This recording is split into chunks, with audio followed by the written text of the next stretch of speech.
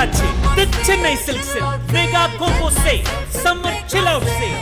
நீங்க நம்ப முடியாத தள்ளுபடி விலையில்.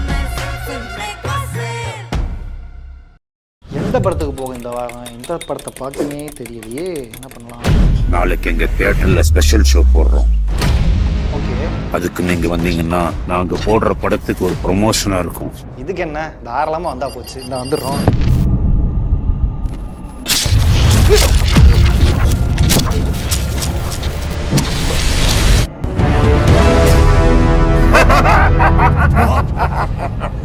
யாருங்க நீங்க? என்ன வேணும் உங்களுக்கு?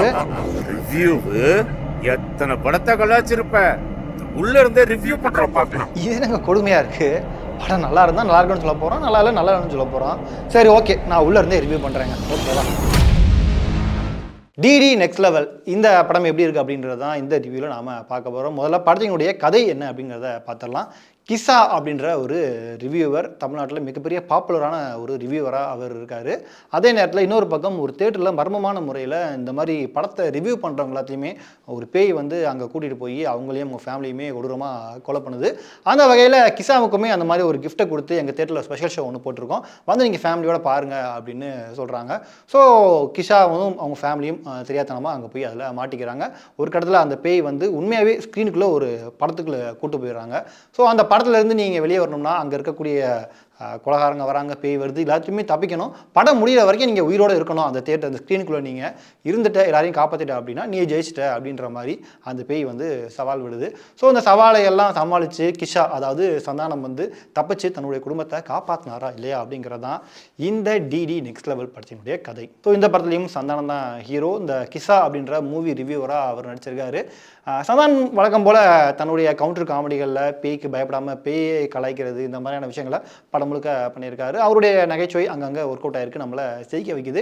சந்தானத்துக்கிட்ட கொஞ்சம் ஆர்டிஃபிஷியலாக இருந்த ஒரு விஷயம், அவர் அந்த பேசுகிற ஸ்லாங் இப்போ இருக்க 2K கிட்ஸ் மாதிரி ப்ரோ அப்படின்ற மாதிரி அவர் ட்ரை பண்ணியிருக்காரு. அது நிறைய இடங்களில் ஆர்டிஃபிஷியலாக அவருக்கு செட்டே ஆகாத ஒரு உணர்வை வந்து படம் பார்க்கும்போது நமக்கு தோணுது. மற்றபடி சந்தானம் தன்னுடைய அந்த கேரக்டரை அந்த டிடியில் ஆடியன்ஸ் என்ன எதிர்பார்ப்பாங்களோ அந்த மாதிரி விஷயங்களை கொஞ்சம் அவர் ட்ரை பண்ணியிருக்காரு. இதுக்கு அடுத்தபடியாக நம்மளை இந்த படத்தில் அதிகமாக சிரிக்க வச்சது மொட்டை ராஜேந்தர் தான். கண்டிப்பாக டிடி ஃப்ரான்ச்சைஸில் அவர் எப்போவுமே இருப்பார். அந்த வகையில் இந்த படத்துலையுமே அவருடைய காமெடி நல்லாவே ஒர்க் அவுட் ஆயிருக்கு. படத்துடைய ஆரம்பத்துலேருந்து எண்டு வரைக்கும் காமெடிக்கு அவருக்கான ஸ்பேஸை சந்தானமே கொடுத்துருக்காரு. படத்தில் ஒரு டயலாகாவுமே அதை வச்சிருக்காங்க. ஸோ மொட்டை ராஜேந்தர் தனக்கு கொடுத்து அந்த ஸ்பேஸை நல்லாவே பயன்படுத்தியிருக்காரு, நல்லாவே சிரிக்க வச்சிருக்காங்க. இவங்களை தவிர்த்து நிழல்கள் ரவி ரீசெண்டாக நம்ம வடக்குப்பட்டி ராமசாமியில் கூட பார்த்தோம், அவருடைய காமெடி பர்ஃபார்மன்ஸ் எந்த அளவுக்கு இருந்ததுன்னு. இந்த படத்துலையும் அவருக்கான கேரக்டர் வந்து நல்லா எழுதியிருக்காங்க. படம் முழுக்க அவருமே சிரிக்க வைக்கிறாரு. அவருக்கு சந்தானத்தினுடைய அப்பாவாக தான் நிழல்கள் ரவி வராரு. ஸோ அவருடைய பொசிஷன் நல்லா இருந்தது. மற்றபடி கஸ்தூரி, யாஷிகா இவங்கெல்லாம் வெறுமனே கிளாமருக்காக தான் வந்துட்டு போயிருக்காங்க. பெரிய அளவுக்கு நடிகருக்கான ஸ்பேஸ் அவங்களுக்கு கிடைக்கல. கௌதம் மேனன் எல்லாருமே எதிர்பார்த்தது அவரை தான். ஸோ படத்தினுடைய ஃபஸ்ட் ஹாஃப் வரைக்கும் ஒரு கடப்பாறை முழுங்கின மாதிரியான ஒரு போலீஸ் ஆஃபீஸராக படத்தில் வராரு. அவருக்கும் சில ரொமான்டிக் காட்சிகள் இதெல்லாம் வைக்க ட்ரை பண்ணியிருக்காங்க. பட் பெரிய அளவு ஒர்க் அவுட் ஆகலை. இப்படி பார்க்குறதுக்கு கொஞ்சம் கஷ்டமாக தான் இருந்தது கௌதம் மேனனை. பட் ஓகே, ஒரு நடிகராக அவருடைய பங்கை அவர் நல்லா பண்ணியிருக்காரு. செகண்ட் ஹாஃபில் திடீர்னு காணாமல் போயிடாரு. அப்புறம் கிளைமேக்ஸில் தான் திரும்ப வராரு. செல்வராகவன் தான் அந்த பேய் அந்த கோஸ்ட்டாக வராரு. ஸோ செல்வராகவன் மேக்கப் போட்டுக்கிட்டு அந்த ஒரே ஒரு காட்சி தான் படம் முழுக்க அவருக்கு. அவருடைய ஒரு இயக்குனராக அவர் அந்த வேலையை கரெக்டாக பண்ணியிருக்காரு அப்படின்னு சொல்லலாம். அவர் படத்தில் வரக்கூடிய டைலாக்லாம் கூட ரெஃபரன்ஸ்லாம் வச்சுருக்காங்க. இவங்க தவிர்த்து லுலுசபா மாறன், ரெடின் கிங்ஸ்லி இவங்கெல்லாம் தங்களுடைய வேலையை வந்து கரெக்டாக பண்ணிட்டு போயிருக்காங்க. இந்த படத்தில் சந்தானத்துக்கு ஜோடியா ஹீரோயின் கீதிகா திவாரி நடிச்சிருக்காங்க. ஒரு ஹீரோயினாகவும் வராங்க, அதே நேரத்தில் பேயாகவும் அவங்க தான் வராங்க. ஸோ அவங்களுடைய போர்ஷனை அவங்க பெர்ஃபெக்டாக பண்ணிட்டு போயிருக்காங்க. இந்த படத்தினுடைய இயக்குனர் பிரேம் ஆனந்த் சந்தானத்து கூட லுலுசபா காலத்திலிருந்தே பயங்கர க்ளோஸாக இருக்கக்கூடிய ஒருத்தர், அவங்க டீமில் முக்கியமான ஒருத்தர். அவர் தான் டிடி ரிட்டர்ன்ஸ் படத்தையுமே டைரக்ட் பண்ணார். ஸோ அதே காம்போல தான் இந்த படமும் ரிலீஸ் ஆச்சு. பிரேம் ஆனந்த் போன படத்தில் எப்படி கேம் செக்மெண்ட்டு அதுக்குள்ளே ஒரு வேற ஒரு உலகத்துக்கு கூட்டு போனாரோ அதே மாதிரி இந்த டிடி நெக்ஸ்ட் லெவல் திரைப்படத்தில் பிரேம் ஆனந்த் வந்து நம்மளை ஒரு தேட்டருக்குள்ளே ஒரு சினிமாக்குள்ளே ஒரு சினிமா நடந்தால் எப்படி இருக்கும் அப்படின்ற மாதிரியான விஷயங்களை கொண்டு போயிருக்காரு. ஒரு நிஜ நடிகர்கள் ஒரு பக்கம், இன்னொரு பக்கம் அவங்களுக்குள்ள தெரியாமல் அமானுஷ்யமான சில விஷயங்கள் அதையுமே ஒரு ஸ்டேஜ் பை ஸ்டேஜாக சாப்டர் 1 சாப்டர் 2ன்னு கொண்டுட்டு போய் கொஞ்சம் வித்தியாசமான முறையில் இந்த படத்தை ட்ரை பண்ணியிருக்காரு. நல்ல ஒரு அட்டம் தான். ஸோ அதுக்காகவே அவரை நாம் பாராட்டலாம். பொதுவாகவே டிடி அதாவது சந்தானத்தினுடைய இந்த மாதிரியான ஹாரர் காமெடி படங்களுக்கு மக்கள் மத்தியில் ஒரு மிகப்பெரிய எதிர்பார்ப்பு எப்போவுமே இருக்கும். ஏன்னா போனால் கொடுத்த காசுக்கு நம்ம மனசு விட்டு சந்தோஷமாக திருச்சிட்டு வரலாம் அப்படின்ற ஒரு எதிர்பார்ப்பு எல்லாருக்குமே இருக்கும். ஸோ அந்த எதிர்பார்ப்போடு தான் எல்லாருமே படத்துக்கு வந்தாங்க. ஆனால் படம் ஆரம்பித்து கிட்டத்தட்ட முதல் ஒரு 20 நிமிஷத்துக்கு பெரிய அளவில் காமெடிக்கான ஸ்பேஸை அவங்க கொடுக்கல. ரொம்பவுமே எப்படா ஜோக் வரும், எப்படா நம்ம சிரிக்கலாம் அப்படின்றதுக்காக வெயிட் பண்ணி காத்துட்டே இருக்க வேண்டியதாக இருக்குது. ஸோ நம்ம காத்திருந்து கிட்டத்தட்ட ஃபர்ஸ்ட் ஹாஃபே முடிகிற நிலைமைக்கு வந்துடுது. நடுவில் ஒரு சில இடங்களில் மட்டுமே நம்மளை சிரிக்க வச்சுருக்காங்க. முக்கியமாக ஃபர்ஸ்ட் ஹாஃபில் ஒரு இடத்துல தேட்டரில் எல்லாருமே என்ஜாய் பண்ண மாதிரியான சில விஷயங்கள் நடந்தது. அதில் குறிப்பாக ஒரு பழைய ரெஃபரன்ஸ் சாங்கு, ஒரு படத்தோட சாங்கை அப்படியே ரீக்ரியேட் பண்ணியிருப்பாங்க, ஒரு மலையாள படத்தோட இதை. ஸோ அது நீங்கள் சொன்னால் அது ரிவீல் ஆயிரும் உங்களுக்கு. ஸோ படம் பார்க்கும்போது பார்த்தீங்கன்னா உங்களுக்கு என்ஜாயாக இருக்கும். ஸோ அந்த மாதிரியான சில காட்சிகள் ஃபர்ஸ்ட் ஹாஃபில் நல்லாவே ஒர்க் அவுட் ஆயிருந்தது. ஸோ ஓகே, செகண்ட் ஹாஃப் முழுக்க நமக்கு ஃபன்னாக இருக்க போது, ஹாரர்லாம் வரப்போகுது அப்படின்னு நம்ம எதிர்பார்க்கும்போது செகண்ட் ஹாஃப் வந்து ரொம்பவும் லென்த்தாக போன மாதிரி ஒரு ஃபீல் வருது. ஏன்னா படத்துக்குள்ளே ஒரு படம் ஓடுறது அப்படின்றது வந்து கொஞ்சம் ஆடியன்ஸாக கொஞ்சம் குழப்பமாக இருந்தது. அதே நேரத்தில் அந்த ஸ்க்ரீனில் ஓடுற படம் வந்து முடிய போகுது, அங்கே பாருங்க ரோலிங் டைட்டில்லாம் போட ஆரம்பிச்சிட்டாங்க, படம் முடிய போகுது அப்படின்னு போகும்போது ஓகே இந்த படமும் இதோட முடிய போகுதுன்னு பார்க்கும்போது லென்த் கொஞ்சம் அதிகமாக போயிட்டே இருந்தது. அந்த செகண்ட் ஹாஃப்லையுமே காமெடிக்கான ஸ்பேஸ் வந்து கொஞ்சம் கம்மியாக தான் இருந்தது. நாம் எதிர்பார்த்து காத்திருக்க வேண்டியதாக இருக்குது. ஓகே நம்ம எப்போ தான் சிரிப்போம், எப்போ தான் ஜோக் வரும் அப்படின்ற மாதிரி. பட் அங்கே சில இடங்களில் நம்ம நல்லா சிரிக்க வச்சுருக்காங்க. குறிப்பாக மொட்டை ராஜேந்தர் வந்து அவர்கிட்ட அந்த எலி வந்து பண்ணக்கூடிய சேட்டைகள், அந்த காமெடி ஆகட்டும், அந்த கொலை பண்ணும்போது நடக்கிற காமெடிகள், சில விஷயங்கள் நல்லாவே ஒர்க் அவுட் ஆகிருக்கு. பட் அதெல்லாம் ஓகேவாக தான் இருந்தது.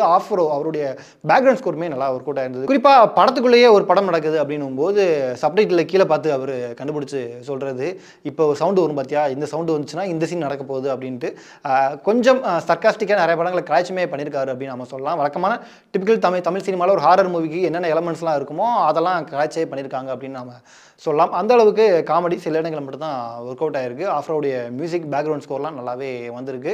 படத்தினுடைய சின்ன மைனஸ் என்ன அப்படின்னு பார்த்தீங்கன்னா, ஆடியன்ஸுக்கு சிரிப்பு வர்றதுக்கு நிறைய இடங்களில் ரொம்பவும் கஷ்டமாக தான் இருக்குது. கஷ்டப்பட்டு நான் சிரிக்கணுமா அப்படின்ற கேள்வியுமே வருது. என்னங்க இதுக்கு முன்னாடி சந்தானம் படத்தில் வந்து ஃப்ளூயண்ட்டாக ஒரு நேச்சுரலாக நமக்கு சிரிப்பு வரும், ஓகே இந்த காமெடி ஒர்க் அவுட் ஆகும் அப்படின்ட்டு. பட் இந்த இடத்துல அந்த காமெடி வந்து ரொம்பவே மிஸ் ஆகுது. இன்னொரு பக்கம் சந்தானத்துடைய டீமே நம்ம சொல்லலாம். இதுக்கு முன்னாடி வந்த படங்களில் சந்தானத்துடைய டீம் வந்து அவருக்கு பக்கபலமாக இருந்திருப்பாங்க. ஆனால் இந்த படத்தில் சந்தானம் மற்றும் மொட்டை ராஜேந்தர் இவங்க 2 பேரை மட்டும்தான் அந்த ஒரு காமெடி சீக்வன்ஸ் நம்பி இருக்கோம் அப்படின்ற ஒரு கேள்வியுமே எழுது. அவருடைய டீமாக இப்போ இந்த படத்தில் வந்து கண்டிப்பாக எல்லாருமே மிஸ் பண்ணுவாங்க. அது ஆடியன்ஸ் நமக்கு பார்க்கும்போதே அது வந்து எதிரொலிக்குது. இதுக்கு முந்தின படங்களில் வந்து காமெடிக்கு வந்து நிறைய ஸ்பேஸ் கொடுத்து எழுதும்போதே காமெடிக்காக எழுதியிருப்பாங்க.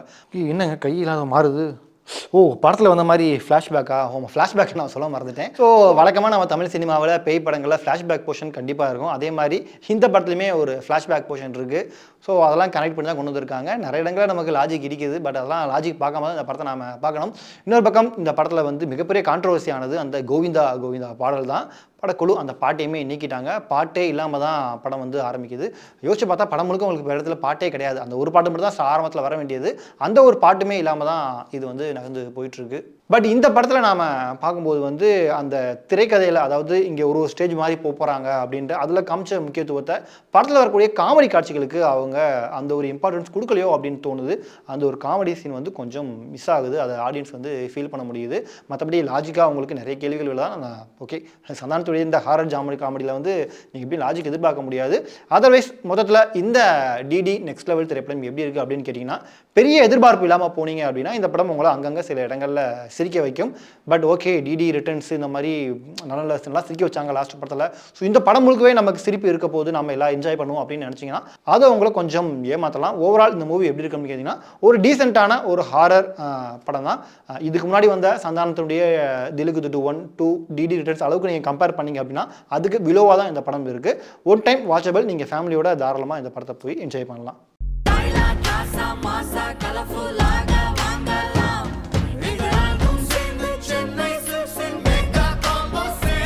வந்தாச்சு the Chennai silks mega combo sale, summer chill out sale.